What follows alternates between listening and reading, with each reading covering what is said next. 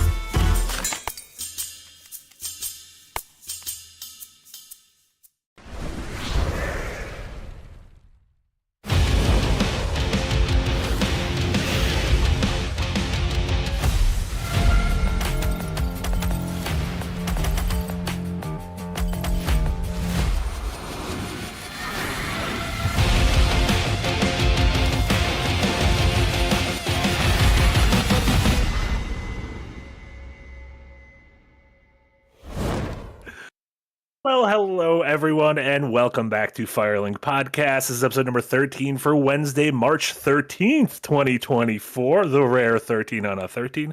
I'm Marty. I'm joined by Nick and Frost, and of course Eric, producing behind the scenes. Once again, Casey is they're wrapping up season 4 production. They're going to get to the champagne shot or the martini shot soon. That's on a movie set. The final shot of the movie is called the martini shot because I think afterwards they can drink. You can probably drink beforehand. Well, yeah, we're not allowed to drink beforehand. Well, no. You probably can't drink on a movie set, right? That's got to be illegal. Like worse on a movie set. No, you can't. That's the whole thing. Is like that's why he's in trouble. You're going to go to jail because you can't do that. Welcome everyone back to Firelink. If this is your first time, I apologize.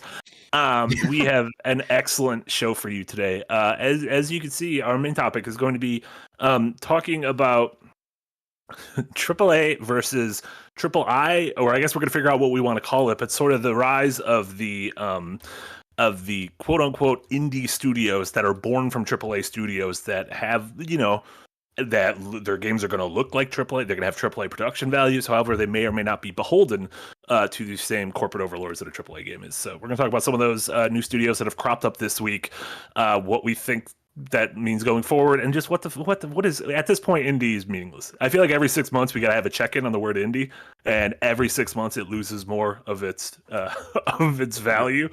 And so this is that 6 month check-in, and then we're gonna talk about stuff we've been playing, a couple newsies that popped up. Nick's gonna be talking about his I already forgot what it was called. The Raj Ally? No, that wasn't what it was called. Legion Go. Legion Go. That's the one he took back because like his hands were too big or something. No, I didn't take anything back. I just sold my Steam Deck. Hands too big to get the big boy. He's got his smoke too hard. You a size queen? Riz too hard. Yeah, that's what. And also, as Eric pointed out, that this is confusing because this is either Firelink with Frost or Windbreaker with Nick. So it doesn't matter. It's just Marty time. Yeah. It's just Marty. There's Marty hour. We need to launch a couple podcasts without me. I'm currently under a tornado watch, so it literally might be Windbreakers later. Oh, was that what you were? Yeah. I said I might have to leave at some point because there's some. No, you didn't say that. Right before we went live, like seconds before we went live, Nick was like, "Oh, by the way, I might have to leave because." And then Eric's like, "You're about to go live," and he never finished the sentence. And I was like, well, "That's an ominous place to end." I wish you just wouldn't have said anything. It'll be round 2 of explosive diarrhea while a tornado's taking me out. R.I.P. That wouldn't be the second time I've been on several streams where you've had to leave because of that. Explosive diarrhea while in a tornado. Oh, that's true. Just like the guy who died of diarrhea during Jurassic Park. Well, he didn't die of diarrhea, but he died on the toilet. Well, I guess that's what Twister's sequel is all about. It's all about diarrhea? Yeah. Oh, I wasn't aware. They're chasing tornadoes, but then the tornado is chasing them as they need to go back because he has explosive diarrhea. And then the tornado runs over a Taco Bell and yeah. Oh no, product placement. Taking me out of my movie. Tornadoes had enough. And of course, thank you everyone watching live. Thank you so much, all of our incredible patrons, all the folks supporting us in the merch store, all the folks who have supported the Kickstarter. for the Adventures Night card game, partnering with our friends at Slugfest Games. Very exciting. So happy to see that. I believe we either are very close or just crossed the 60K mark, which is amazing. That's 3 times 60K. what our goal was. There's a bunch of cool stretch goals, but check that out if you want an incredible card game featuring the characters you know and love from Adventurers Night. And Jewel Rao, right off the bat, thank you so much for the €5 dono. To my future self, start working out, you lazy slob. Also, some money for you beautiful peeps. You deserve every penny and a big pat on your shoulders. Think about, you got to start do push-ups during all of our streams. When you're watching a stream, create little like workout games. Listen, everybody can work out with me as soon as I get back from GDC, because I made that post a couple of weeks ago about what if I did VR for a month to lose some weight and then report back on it. And I'm gonna do it. I'm gonna do it in April. There you go. Turn a little viddy. Little chud. There you go. Yeah, a little chub. Little chud. Oh, It's chud. like Chad, but smaller. Yeah, it'd be like a little chud. A little chud with your Cosmo. What's the handheld thing? I don't like either of those words. You don't like chud? Chud's great. You don't like being a chud? It's great to be a chud. No, It's the evolution before Chad. Yeah. It's it's like the Chudazard. Yeah, there you go. Chudazard. How have you guys been? How's everyone doing? Let's do a little wellness check. How's everyone doing? Is everyone doing okay? I've got a real good headache going today with these. Yeah, so do I. What's good? It's barometric pressure. You guys not drinking water? What's going on here? No, only Mountain Dew. I drink so much water. Why do you think maybe you're drinking too much water. There is a such thing as too much water. There's water poisoning. Your electrolyte imbalance is you can get water poisoning. Yeah. You can't get water poisoning. You can. I used to be a water bro, Marty. I would have like 5 a day, 5 liters a day. I had a drinking problem, and then I cut back slowly on like off of one. I was like, I feel a lot better. I feel like you guys are in the pocket of Big Fire. That's the problem. Big Fire, yeah. Yeah, Big Fire, who's very anti-water.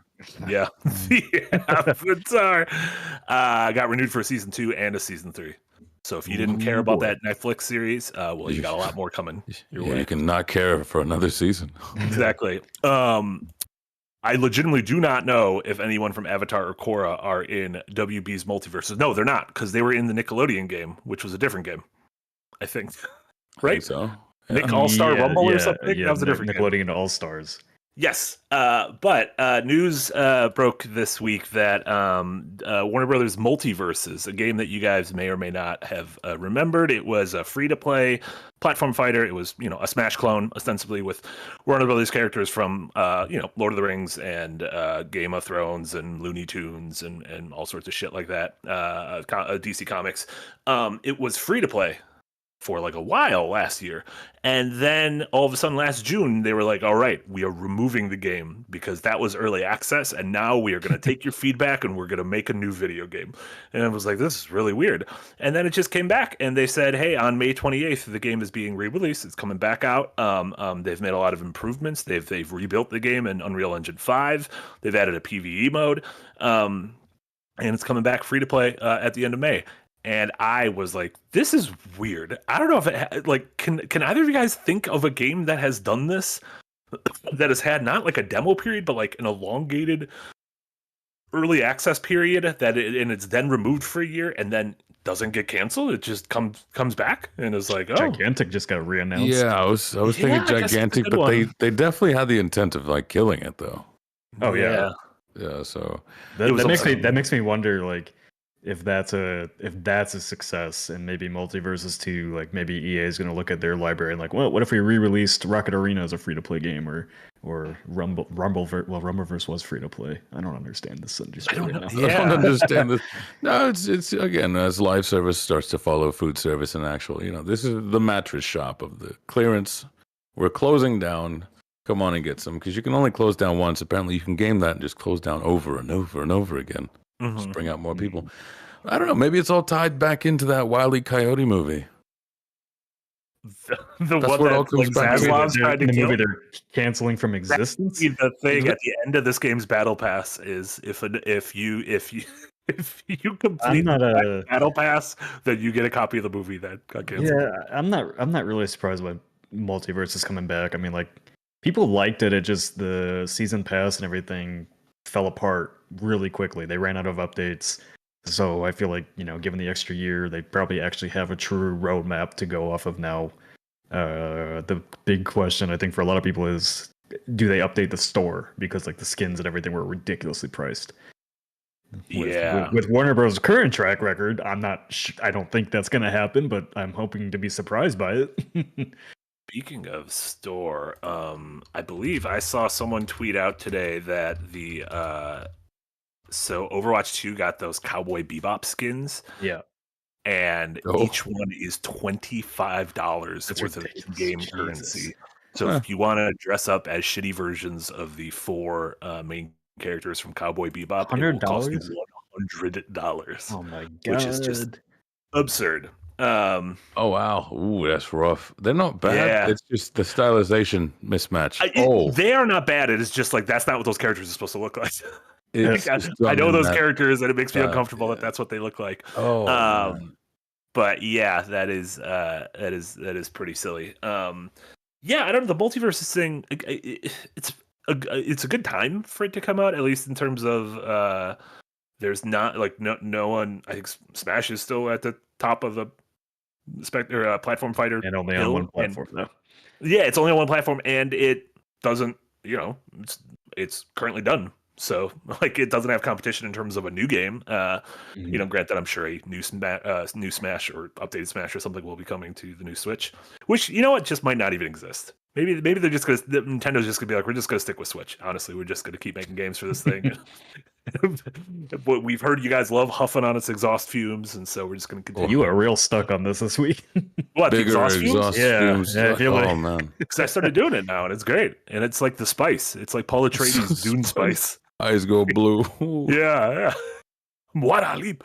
It's great. Yeah. I don't know. Do you think other games are going to start doing this multiverses thing where it's like, it was like ostensibly an elongated demo, right? It was like we're seeing that a little bit. Games will have their Next Fest demos and then they'll remove them. And so, yeah, but it wasn't the intent to be a demo, though. If that game had launched with a big player base and maintained it, and they had the content to go with it, it wouldn't have gone anywhere. Yeah. So I think more live service games should go into open beta for a year or so that it you don't charge for it and people get to play it and give feedback to make it be the game that it wants to be. But I don't know. I don't know. The live service model is so broken for so many games where it's like we released it in the state and now we're going to spend the next year, possibly 2, fixing it. Yeah. And making it the game they want it to be, and then everybody moves on from it, and then it's like, okay, well, all that effort was wasted. Yeah. Now it's a dead game. And maybe it's a Morbius thing. Enough people in the community just going, come on, give it back, please. Everyone will show up, I promise. And then it's just like 5 people. And then it bobs again. Yeah. You're saying movie bob twice. That's embarrassing. Yeah, we'll see. I'm never listen to memes. The re-reveal of Multiversus, I don't know. I liked what I played when it came out, so I'm looking forward to trying it again. But yeah, I mean, it's going to live or die by the store being not ridiculously priced and having good PR out of the gate that makes people want to come back. Yeah, and a roadmap that says hey, for the next year, I know what I'm getting by investing my time into this game. See, I feel like if these games have no esports, this one specifically has no esports to it, it's not going to do well because Smash has so much content to unlock, but the people who play those games obsessively don't care. They just play the same character over and over and they just slam it and slam. And so the fighting games are the weird ones because you shouldn't focus on the top 5% of players, but that's kind of just what keeps them going. Those are the ones who are so obsessed to show up and actually do something with the game. No, there's not really a party-based fighting game on Steam that's popular. It's like Brawlhalla. Yeah, but usually that's not a sign of hey, this is the niche I should fill. It's more so hey, this is a graveyard. Because but is it a graveyard because people have tried and failed, or is it just a graveyard because it's it's the Wild West that hasn't been tamed yet? There hasn't been a game that's tried to eat Smash Brothers lunch. And this literally looks exactly like Smash Brothers, but Warner Bros. And so, but the thing is, it's not I don't need to trumpet fucking Nintendo's hog. I'll bet their hog. Jesus, I think I meant ride their hog or trumpet their A horn. little chicharron chirping out here. All right. Nintendo, I don't know.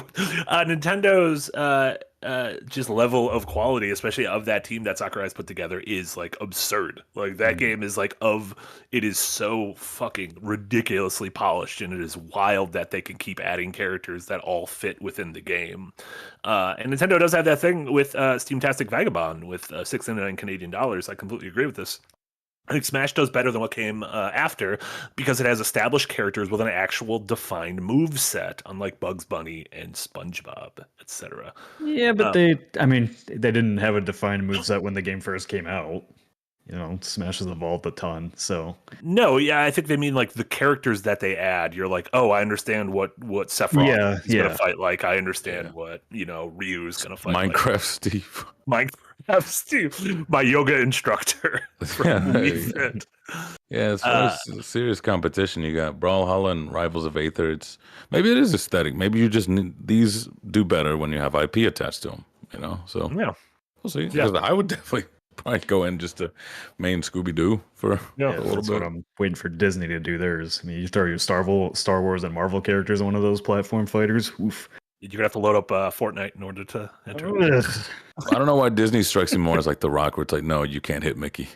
No, but you can turn Winnie Pooh into a Hearts, rage-inducing maniac killing machine. Yeah. Oh man. I mean, Kingdom Hearts, yeah, there you go. Just make a Kingdom Hearts fighting game. It'll be perfect. Nick the OG, been a member for 3 months in the tip jar. Thank you so much, Nick. I join, and Marty is talking about Nintendo's hog. Sounds right. They got a big hog. Yeah, they announced, Eric mentioned this earlier, but were you guys excited for Mario Day this weekend? How did you guys celebrate Mario Day? March 10th? Mario was working. March 10th. That's what bullshit. was that? You were not flying. That's what you were doing on Sunday. Yeah, I cooked dinner for the team on Sunday. You cooked dinner? I cooked dinner 3 times while I was in Washington, D.C. Whoa. What'd you cook? Fancy. Bougie. I made tacos the first night. I made Taco Tuesday. Italian spaghetti with chicken another night. And then I made Big Ziti the last night I was there. There you go. International man of mystery. You missed my pun. I went from editor-in-chief to editor-in-chef. I assumed that was a typo. You're a typo. Roasted! I mean, I am a typo.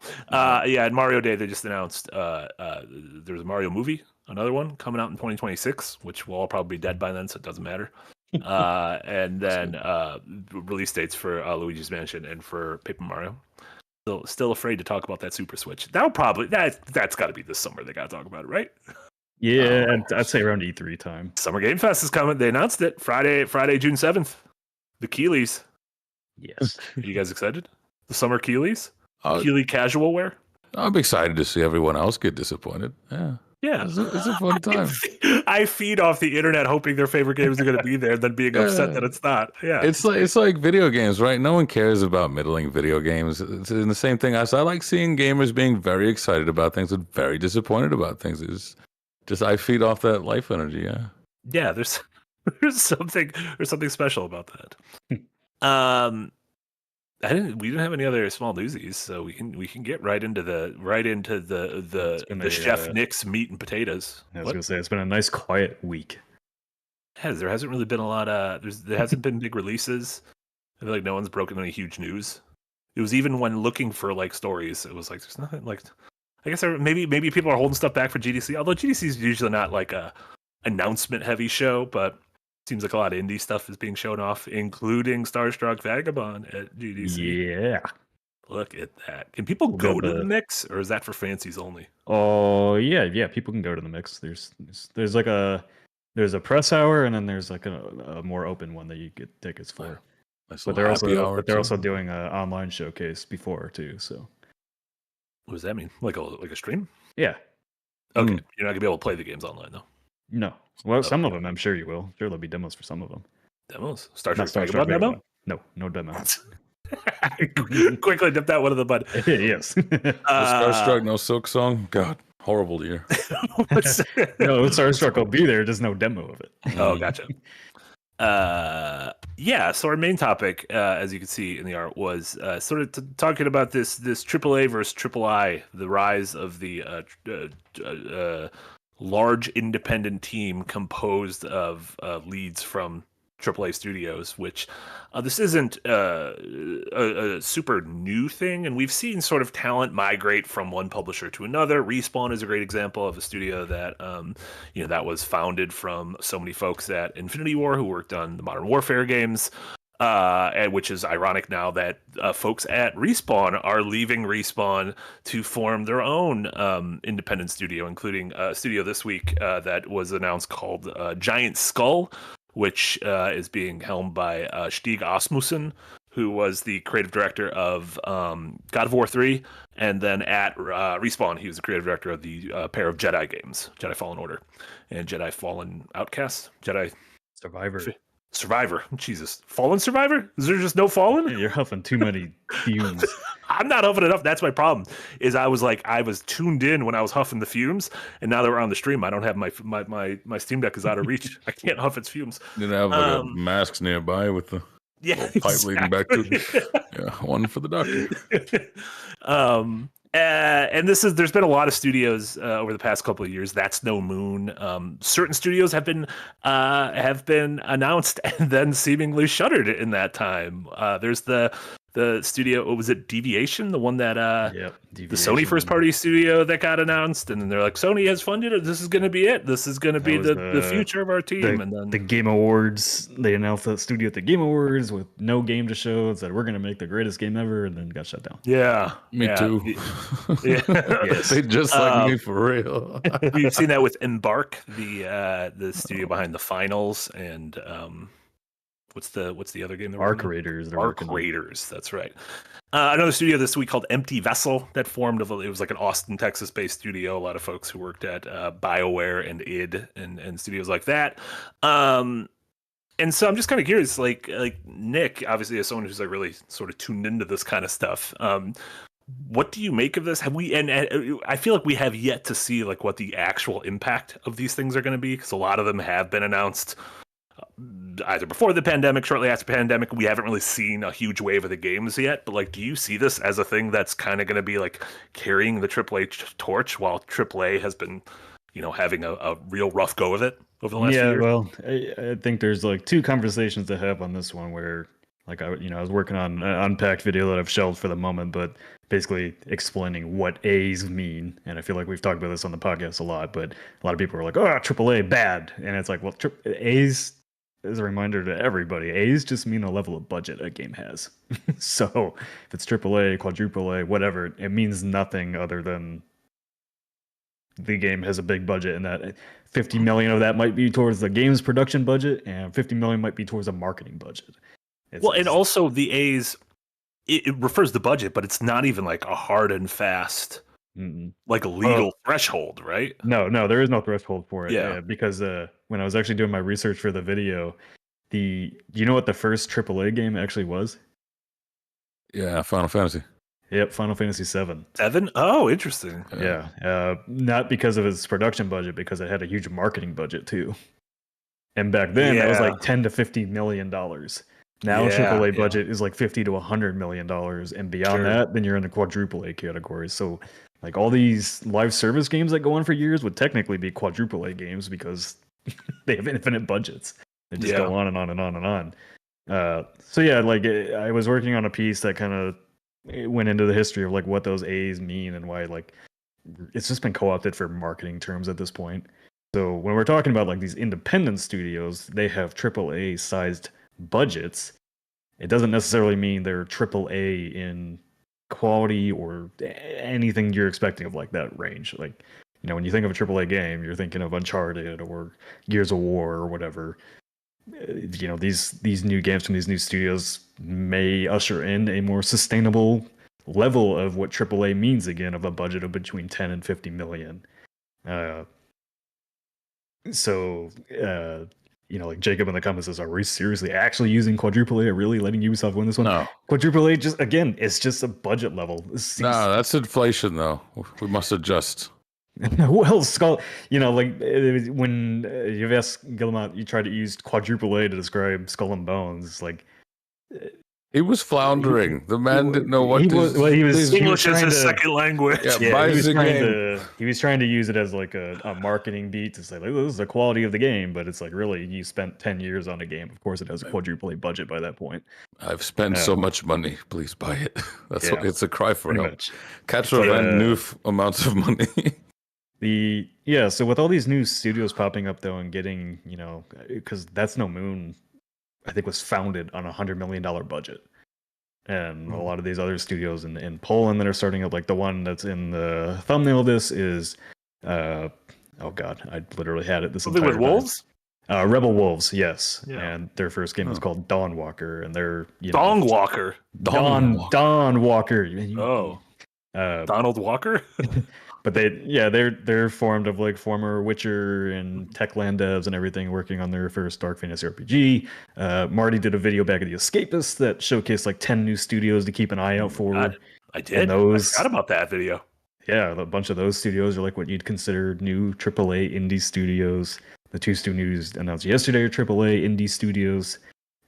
So I feel like, and the topic that we brought up yesterday in the stream was like, a lot of these studios like have the talent that made the games that you did enjoy from AAA studios at big publishers like EA, Ubisoft. Like these are all the big names that you knew as creative directors from there that went independent again. So I think the long term of this is, one, there's different funding routes that you don't have to go strictly to EA or Ubisoft or whoever to get a lot of money anymore. And so like what I'm kind of seeing, and EA says otherwise, but I feel like a lot of these, Ubisoft, EA are, mostly becoming, factory studios to basically make licensed games and games that are obviously going to generate money for shareholders, while the actual creative people are getting back to controlling their own future again and convincing investors like, hey, we made Battlefield, right? And Embark. We know how to make a good game. we can, you give us money, we'll find a way to make your investment back, kind of thing. So I don't know, like I think it's been quietly building up, and all the like doomsayers are kind of ignoring the fact that like there are so many new studios out there right now making things that are just taking time. And the AAA industry. Oh, sorry. Go ahead. Well, the AAA industry that is Ubisoft, EA, Microsoft, Sony. I think there's two separate, like there's the corporate side and the independent side now, where we didn't have that before. But what's gonna prevent these studios from sort of suffering the same hardships and sort of layoffs that we're seeing at Insomniac and Naughty Dog and Bungie and stuff? Is it because they're not kind of beholden to ultimately to shareholders or to sort of corporate overlords, or that it's yeah. Well, if you talk to the people working at these studios, like it's almost like the same thing we're doing here at Second Wind, right? we want to make enough money to keep our jobs and keep making videos and doing the next thing. A lot of these studios are the same way. Like they're more what's the word? Streamlined teams or smaller teams of 20 to 50 people, and not 1,000 people. They're not beholden to shareholders having to make a giant profit. They just want to work and make their games and move on to the next game. Mm-hmm. Like most studios don't sit on buckets of money before making their next game. They reinvest it and make their next game and then move on. But yeah, like there's so much competition. So I don't. Are all these aren't all just going to do well because they have creative and talented people there? Yeah, like I think a lot of these studios are going to fail. Like, unfortunately, there's just so many of them. It's bound to happen, but at least they get to try and make cool stuff. They're going to do, we saw 25 years ago, we saw Tim Schafer and a bunch of creative leads at LucasArts leave the big corporation, which Lucas Games at the time was huge, and form Double Fine. And then slowly but surely, 10, 15 years later, Microsoft comes a call in, and you get a new corporate overlord, because it turns out running that shit can be really expensive. So I'm curious to see, like, is that gonna? I mean, we already talked about Deviation, but which that is their name, right? I don't have it written down. Yeah, that was Deviation. Okay, Deviation. Yeah. But yeah, I'm curious to see how sort of these things plan out. Because man, I would fucking love if all these games were bangers and sold as well and were supported as well as something like Baldur's Gate 3, which is technically an indie game, right? Like an indie studio, but you're saying those words don't mean anything anymore. Yeah, because like most people just used to equate, like it's a scale of money, right? With AAA being they spent the most money and have the most resources, and indie is 3 guys in one garage eating only on 5 guys burgers and fries. Right? Like that's how it went.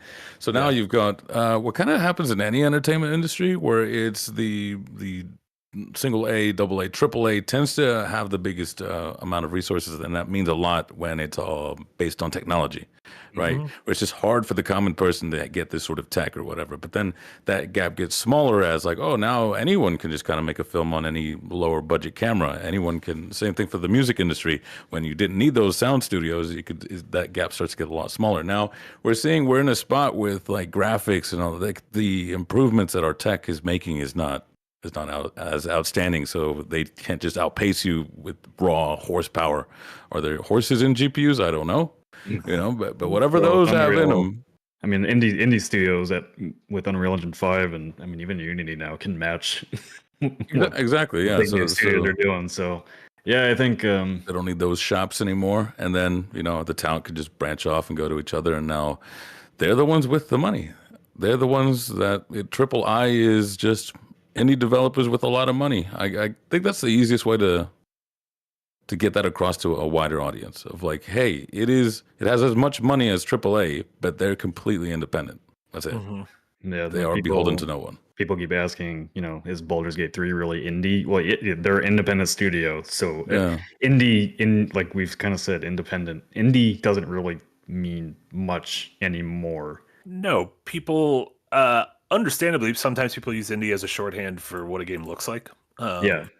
Like Dave the Diver was called indie because of that. People were calling Prince of Persia and the Lost Crown indie. I saw many people calling it that, and I'm like, that is insane. It is literally as indie as Assassin's Creed is. Indie, double A, triple A is just it's been shoehorned into marketing for games essentially to. But it's gamer, I guess, gaming slang for here's what the quality of a game looks like when it's not really that. I don't really care. I don't know how else to frame, because like even when I look at like a game from Focus or what are they going to be calling now? Pull up entertainment. Men over the age of 45 need a good check. They're changing their stupid name to Pull Up Entertainment or whatever it is. But like don't knock games to me like Scream double A and Stardew Valley and Sea of Stars is indie to me.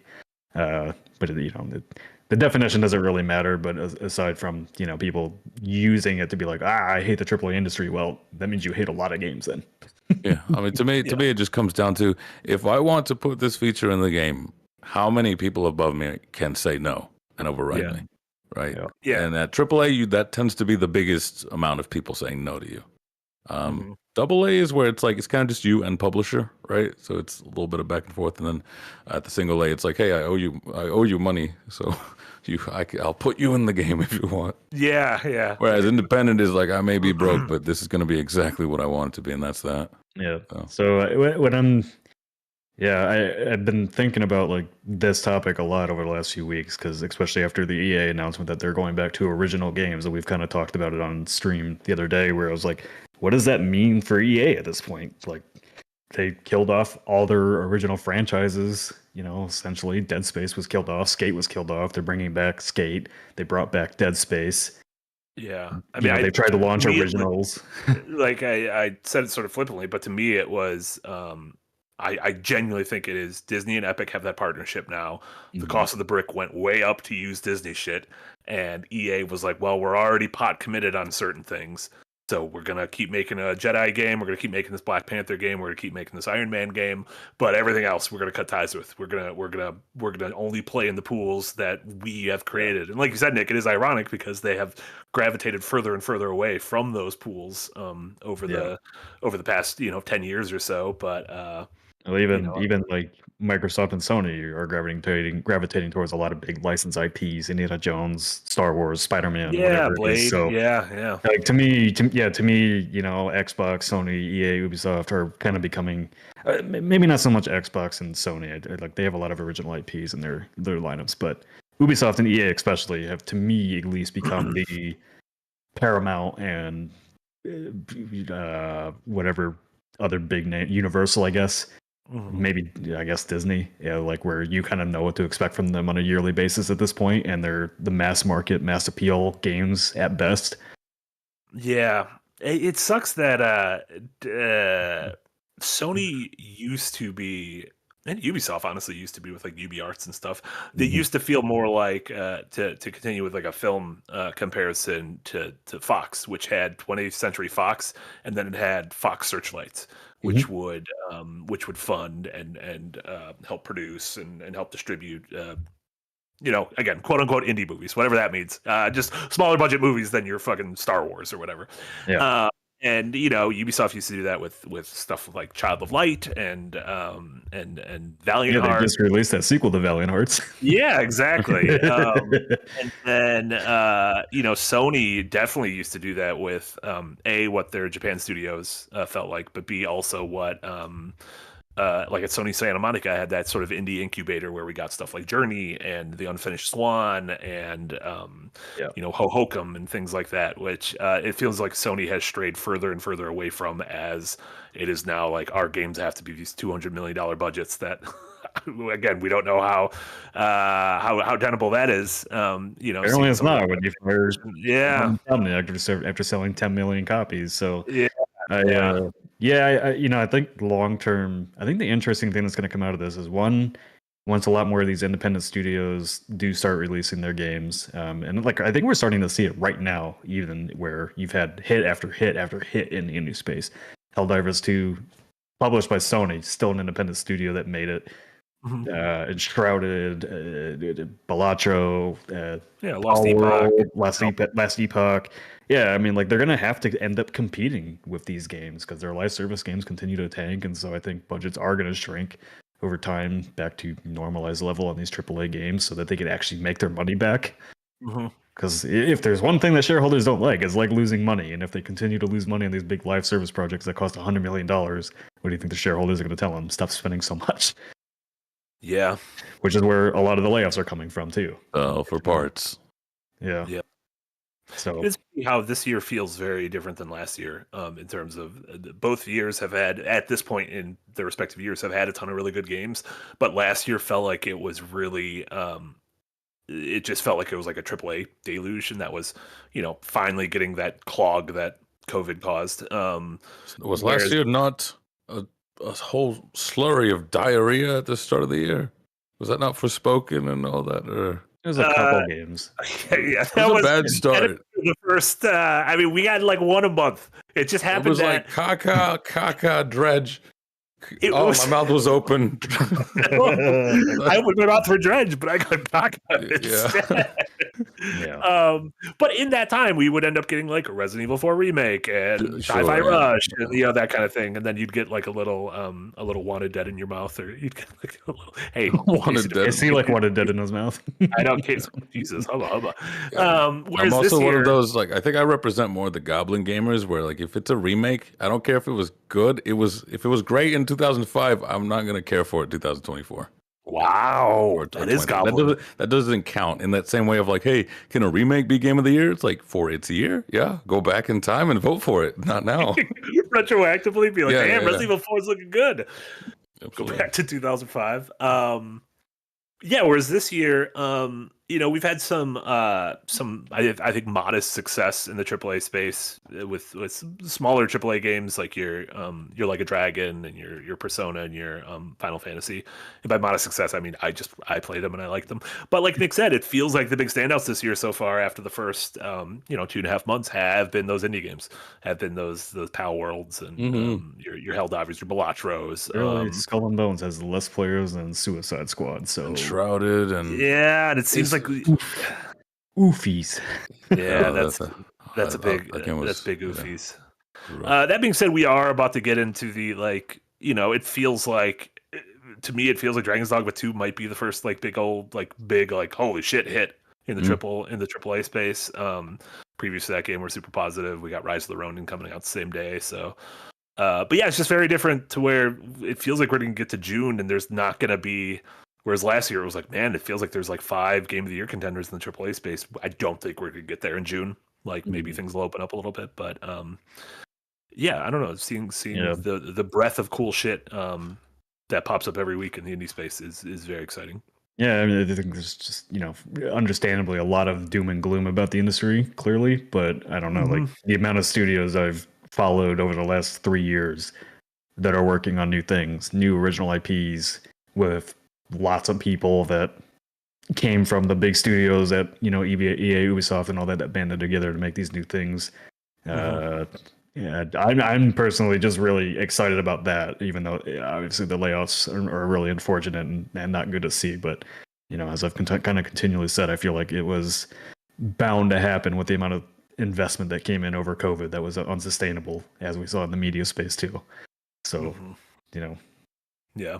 The question is now, like, where is the funding for all these games going to come from now? And I just shared on Twitter yesterday 4 games. Like, there's been a lot of games announcing going to Kickstarter already, and I think we're about to hit another golden age of Kickstarter funded titles.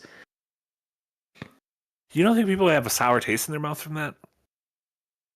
Here's the thing: like, for every big success on Kickstarter, there's a lot of failures too. But when I didn't really realize it until like years later, but like half the documentaries I did on games were from Kickstarter. Divinity Original Sin, Darkest Dungeon, Kingdom Come Deliverance, all really good games. We've gotten a lot of really, really good games out of Kickstarter. Those games were all Kickstarted? Yeah. I don't know any of those games were Kickstarted. Yep. Sea of Stars was Kickstarted. Half the documentaries I've done have been on Kickstarter. Yeah, I guess it's true. I guess one of those things with a Kickstarter game is like you pay attention to the Kickstarter when the Kickstarter is going, and then by the time the game comes out, that almost becomes like a small kind of bullet point at the bottom. Like you don't think of, I don't know. I didn't think to me, like Sea of Stars was just like, oh, it's on Game Pass. That's cool. Yeah. It's because they changed their graphics at one point.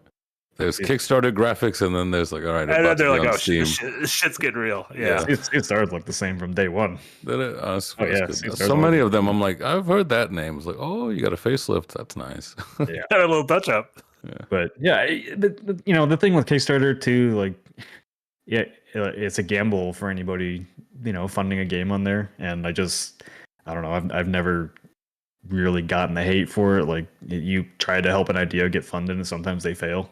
I mean, and publishers do the same thing. So no, I've kickstarted quite a few games.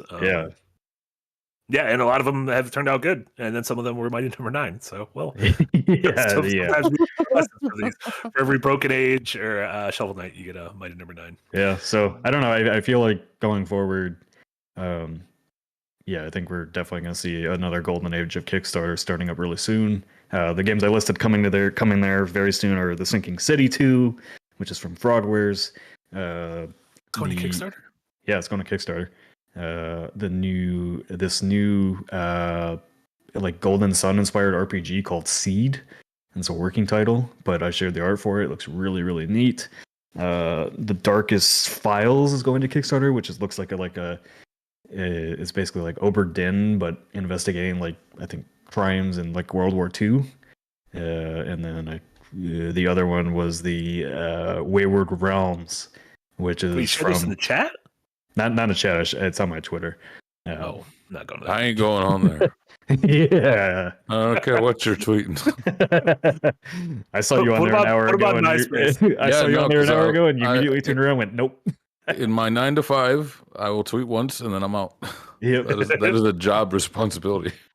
But yeah, the Wayward Realms is, I think, from the original creator of Elder Scrolls. It's like they're looking to try and make a new big open world RPG. So there's a lot of cool projects coming. Don't know if they'll be good, but they look cool. It is a crazy time. You also got a bunch of like standout no names just coming out of nowhere, either funding themselves or with a indie publisher, as it were. Children of the Sun, Balatro, Lethal Company. Because God, the Roblox generations, they're here. Nick, do you know what's going on with this III initiative? I don't. I'm really, really confused. I am confused about it. Triple I initiative. I put it in the show chat. Yeah, so it is in that sense. It's a bunch of successful indie developers kind of. It's not just indie developers though. Like Humble Games shared it as part of it, and they're a publisher. They're a publisher. They're publisher. But there's indie publishers. Like I know it's weird, but again, if it's a publisher that's willing to go, here's the money. I'm not going to tell you anything. That to me is indie. You know? Yeah, like Devolver or something. It's indie. I just don't know what form it's taking because I thought it was going to be like Kepler Interactive, which is a bunch of like 5 or 6 different studios that basically are pooling money to fund the games. I think, but I don't. This might be that, and that'd be really cool if it is. But yeah, I'm like, I don't know. Like Gearbox was mentioned in it, Humble Games was mentioned in it. Like I don't know. It's like a swap meet, you know, where it's just like, all right, everybody pull in some money. One of you is going to make a game and then put it all back in. There's been a couple things like this, right? Kowloon Knights? No, Kowloon Knights is basically venture capital. Yeah. It's not like it's really a funding group. It's not even a publisher really for the most part. Okay, gotcha. They don't do a ton of marketing or anything. Sure. And to clarify, Eric in the chat, IGN does not own Humble Bundle and Humble Games. Ziff Davis owns them, IGN's parent company. So in the same way that like the Escapists didn't own Destructoid, we were just owned by the same parent company, that kind of thing. This Triple I thing is interesting. 14 days. It's going to be Darkest Dungeon, Risk of Rain, Slay the Spire, Vampire Survivors, V Rising, and many other studios. What if they all make one game? Yeah, so what if it's a super band? You know, those don't quintuple A, the first quintuple IA game. IA, what? AI, what? Oh no! I don't. Does that work out? Because I feel like it's like imagine starting a band, but it's all the drummers. Yeah, right. You know, like does that work? Yeah, I don't know. It's strange. It is the strangest marketing thing I've seen in a while. I'm morbidly curious about it. My prediction is it's going to be a funding pool to help fund new projects. Yeah, from the studio. Like every studio, like basically NATO for games. Every studio contributes a certain amount of their profits to help fund new big projects. There you go. Yeah, weren't they doing that after Unity as well? Who was it? AC Unity or Unity after the whole Unity thing went down of like, we're going to charge them. Oh my God, do you guys remember that?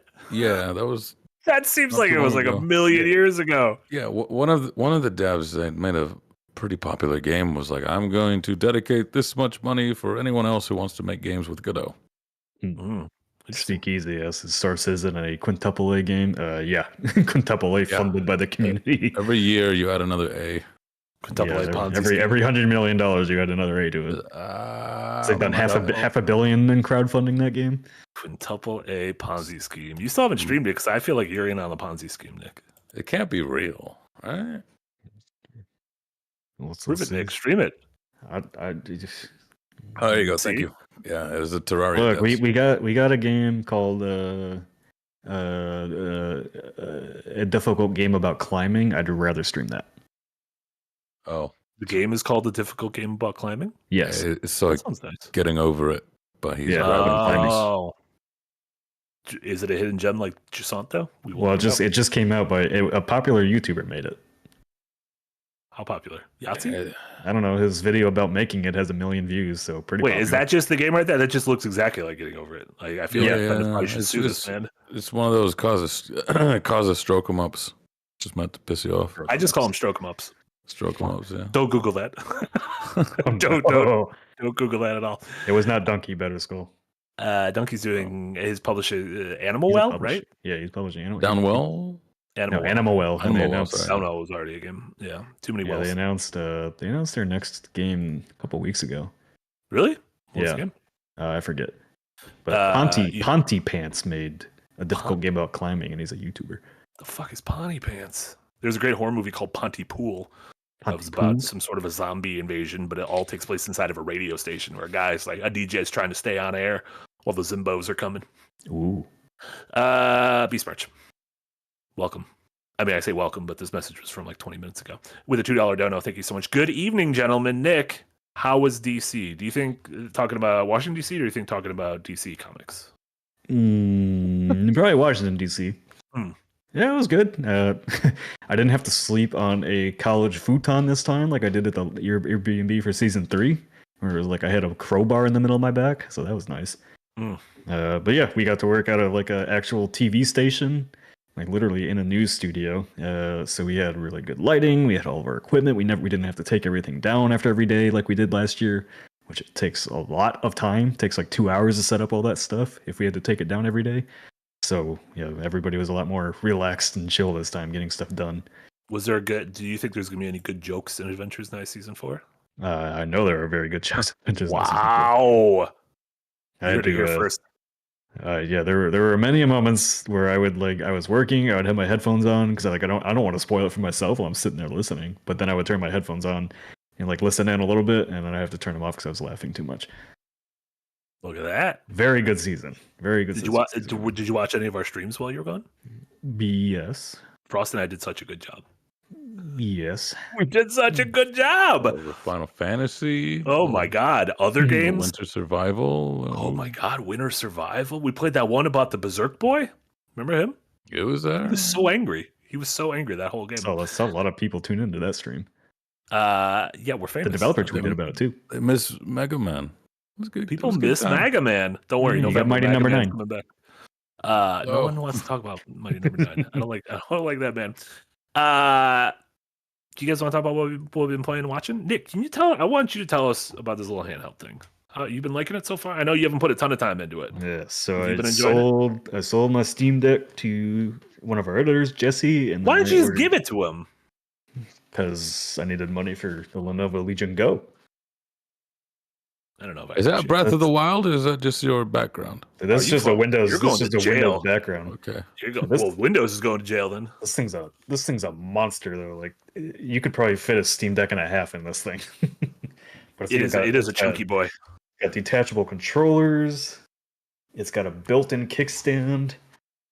You can use Built-in the right, kickstand. Yeah, you can use the right controller as like the. One second.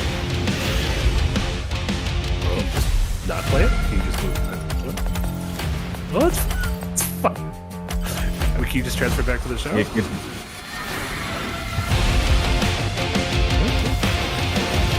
How come when it plays it, you just stop playing? You should be able to just transition scenes. I don't like big camera. I don't like big camera with me. Well, you're a Okay, big well, I'm camera. back. I don't know what happened. I got a big intro. There we go. So, yes, Lenovo Legion Pro without Eric destroying our stream again.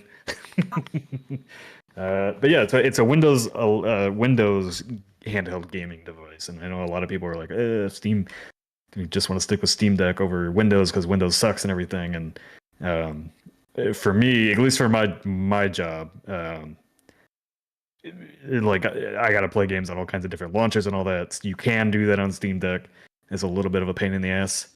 So with Windows, I can just install all that stuff and run it. I also wanted to be able to play multiplayer games on my handheld when I'm on the go because I like playing, Helldivers 2 or the finals or whatever. I can do all that on this thing. I like it better because it has offset thumbsticks. Steam Do you Deck care has about that, parallel Frost? thumbsticks. We were talking about that on a stream yesterday. Do you care about these offset? Do you care if your thumbs are set or offset? I used to not until I spent like better part of a decade playing on Xbox controllers, which are offset, and now going to PlayStation feels weird. Sure. It feels like they're way too close. Yeah. Yeah.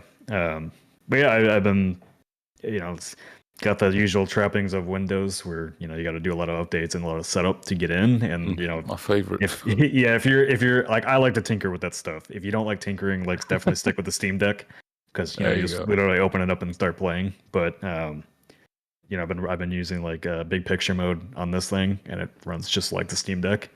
So it's and so far it's good. Someone asked earlier, is it OLED? It is not. It is LCD with a resolution of 2560 by 1600. So 1600p, where the Steam Deck is only 800p, but it's got a massive screen. It's like 8.3 inches compared to Steam Deck's like 7. Seems chunky. Does that get battery life? It does not get good battery life, but I didn't really care about that. I don't really play my stuff on the go. I usually just play it plugged in anyway. on the turlet. Just, Yeah, you played on the turlet? Here, Have you been able to tour the as he's turlet? playing Helldivers too. Dropping bombs? Yeah. Yeah. Here comes the big boy. But yeah, it's I've only played a few games on it today. I was talking earlier about playing Last Epoch on the Steam Deck and kind of having a lot of trouble with it. Loaded up on this, ran great. I had no issues with it at all. So I already like this better immediately. That I don't have to basically check and see if games are going to work. If they work on Windows, they'll work on here. It's just a matter of getting the right settings so that they run good.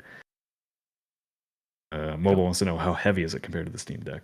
It's not. Could you kill a man with it if he broke in and tried to rob you of it? I would say, I mean, you definitely wouldn't want to drop the Steam Deck on your face. If you drop this on your face, you're probably going to have a black eye. Oh. But it's not. You shouldn't be playing games like laying down directly up. That's just a danger zone. It's the only way to preserve your neck and not give yourself gamer neck, but that's a good way to get gamer concussion. Probably. I mean, it's definitely heavier than a Steam Deck, but I mean, if you lift at least a weight in your life, you'll be fine. Yeah, how many bullets can it stop? Maybe a half. Depends on the caliber. Yeah. Where its fumes like? It's strong. Monalib. Yeah. It's take one hit of it. You see the savior. Yeah. George Lucas says next year Nick will sell Legion for ROG. No, I was debating either between the ROG Alloy and this one, but I wanted the bigger screen and the higher frame rate and resolution. But yeah, the big difference between ROG Alloy and this is ROG Alloy has VRR. Variable refresh reality. Oh, variable refresh rate, which can make your games feel a lot smoother. Oh, so it's good. Yeah, but it's also a much smaller screen, and it's still got the. Apparently, ROG Alloys like to eat your SD cards. Like it will like fry them. Like little treat. Yeah, because they put the SD card slot too close to the heat sinks in the ROG Ally, so they can fry it. Oh, that's not good. Rookie mistake. But if you get one of these though, I got mine through Micro Center, and they upgraded it to internal 2 terabyte SSD instead of the just normal hard drive that it comes with. So I don't even need a micro SD for it. Thank you, Michael Center. Yeah, Micro Center, not Michael Center. I thought Michael Center. Never mind. I was mistaken. Well, that's cool. I'm excited to hear more stories about it because I do love my handheld games. Yeah. Fungus Finder slipped in with a $2 dono. Thank you so much, Fungus Finder. Invest in a warm water bidet. Ass health important. Yeah. There you go. Just a little health update out of nowhere. I like not owning a bidet because then when I occasionally when I travel and get to use a bidet, it feels special. There you go. Also, like, what if you travel and there isn't one, and now you can't wipe because you forgot? And then you feel like you're walking around a foreign country with a dirty ass. Yes. You just gotta get used to the dirty ass. Walk around in that grime. I'm afraid it'll be like the air fryer. Well, it's like there's no way it's as good as people say, and then I get it. I'm like, oh my god, I'm using this thing for everything. Yeah, probably an air fryer is the original warm water bidet. Yeah, there you go. Yeah. Nick, you ever bidet? No, but the toilets at the news center we were at, when they flushed, it literally sounded like they were trying to suck you down to hell with them. Oh yeah.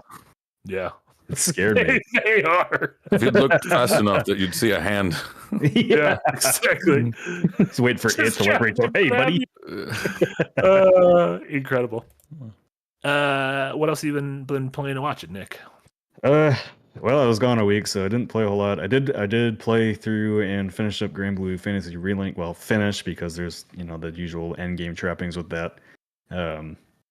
Yeah, that game has a really good opening and like a really interesting looking world, very pretty, cool set piece moments, and then after that it's just kind of boss rush game, and I ended up actually coming away from that one quite disappointed with it. It just kind of felt, I don't know, like it leaves a really good opening impression. Aside from the story, I have no idea what happened in the story at all because it definitely wanted you to watch the anime or read the comics or whatever else is out there for it. I feel like you and Casey need to team up on this because he's watched the anime and not played the game, and you've played the game and not watched the anime. You need to fuse into one person. Yeah, like the man who's not watched it and not played it. Yeah, the game like definitely wanted me to know who these characters were, why I should care about them, and I had no idea. It was lots of pretty colors. The combat's a lot of fun. And apparently the end game is very much like Monster Hunter, where you're, it's going on quests and attacking bosses and stuff to upgrade your gear constantly. And I just didn't. I don't have time for that right now. Are you gonna play Final Fantasy? I was playing it before I left on vacation, or not vacation, left for Washington D.C. I was gonna play more of it this week, but a new game has appeared that I cannot rip my hands off of right now. So I will stick with Tears of the Kingdom. Nope, can't talk Finally about it. get into embargoed. You could talk about I got through halfway through Tears of the Kingdom and I just burnt out on it. Too scary. You got to the depths and it was too scary for you. I don't even know. Was that place called the depths? I already forgot what it was called. The Underworld? Hell? The hell? Went down into dark hell. You were like, I can't be here anymore. Yeah, I keep fighting with myself to go back to Tears of the Kingdom, but man, I just don't find the world very interesting to explore. I'm thinking of so many bad things to call you, but I'm just not going to. I'm going to take the higher road. No, you won't later. He's gonna wait till after the podcast and then insult me. I'm just gonna be like, I'm just gonna send him like a little message, Slack message at midnight. Just be like, little bitch. you scared of the hell kingdom and you like it. That little bitch scared of the depths. Yeah. I don't even know if that was called the depths. I think it was called the depths. Wow. I put a lot of time in that game. I forgot what that place was called. I forget everything. That's not the game's fault. That's my head's fault. Yeah. But aside from that, one game I did get finally hooked me while I was out traveling was Nexomon Extinction, because I loaded up Pokemon Violet and it just pissed me off more, and then I was like, I just want to play a creature collector game and like it, and I loaded up Nexomon Extinction last year and it didn't really catch me, but this time it finally did. And there's so many cool little creature designs in that game. Like I think it's the one Pokemon like that gets the creature designs right, where like I'm actively excited to see what this new thing looks like and catch it and use it. And also like the writing in that game is actually really good and really funny. It's very, very heavy on satire, but it's like the good satire where like it's almost breaking the fourth wall in a lot of places, like telling you like the quests. I ran into like a quest where like they wanted me to go save this kid that got lost. And I'm like, okay, I'll do it for a reward. And they're like, are you kidding me? You can't just go save the kid. You got to get a reward for it. It's like, yeah. What's the difference between, I see a Nexomon and a Nexomon Extinction? An Nexomon Extinction is like the sequel to that one. Gotcha. But it's like a much better game than the first game. From people that have played it. Gotcha. And then they're working on Nexomon 3, which is going full 3D. And even the first screenshots look way better than anything Pokemon's done. So I'm quite excited for that one too. You just wait until AX comes out. Amy, yeah. First, ask Amy about Nexomon Extinction the next time you love Nexomon. Yeah, she will gush about it for the audience that's curious about it. Mm-hmm. Loves her. She loves her Pokemons that aren't made by Game Freak. Yeah. Yeah. Anyone that's not. Well, she forced herself through Pokemon Violet and then was mad about it. So yeah, but then it was redeemed with Cassette Beast. Yeah. I've tried that one. I like the gameplay of that one. God, I don't like the art of that game. You could borrow my copy of Digimon World 4 if you want. There you go. Apparently, Jez Corden from Windows Central is singing the praises of Monster Hunter Stories. It's like a Pokemon you should get into. Oh, wait, is that the Metroidvania one? No, it's a Monster Hunter literally Stories. Pokemon in the Monster Hunter world. Oh. No. Sean Harriman asked, does Violet Scarlet still run like butt on Switch? Yes. Every time I load it up, I'm like just immediately frustrated by it. And the fact that they're releasing DLC for it instead of patches to fix the goddamn game. I still am baffled by the fact that Jay owns 2 copies of that game. Yeah. I know every time I just I need to bring it up, but it's just crazy. Well, yeah. Listen, we all have our flaws. Speaking of Dimitri with $2 Canadian, hate me, Marty. In my opinion, Tears of the Kingdom, one of the worst 3D Zeldas. Dimitri, it was great to have you. We are banning you. Listen. Listen, the great thing about Zelda is everyone has the ones they like. I didn't like Twilight Princess. That is a spicy opinion among a lot of folks, and I get it, but that's fine. if you say Tears of the Kingdom is one of the worst 3D Zeldas, that means you have an affinity for other 3D Zeldas, and so in that, I respect you. And then for shows, I've been watching Shogun, which is so good. Go watch Shogun. It's only gonna be one season. It's only gonna be one season. This week's episode. Yes, I watched it last night. I did not. So good. I love it. I just love that show. Everything I like. No spoilers. If you like historical epics, though, go watch it. It's great. My only. Tornado Gutnick. Yeah. Tornado Gutnick. Yeah.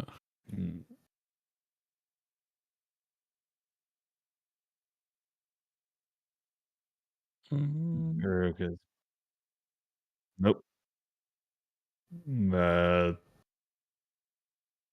Oh wait, is it back? No, it keeps going up and down and up and down and up and down on the YouTube back end. Let's see. Bitch at all? Okay.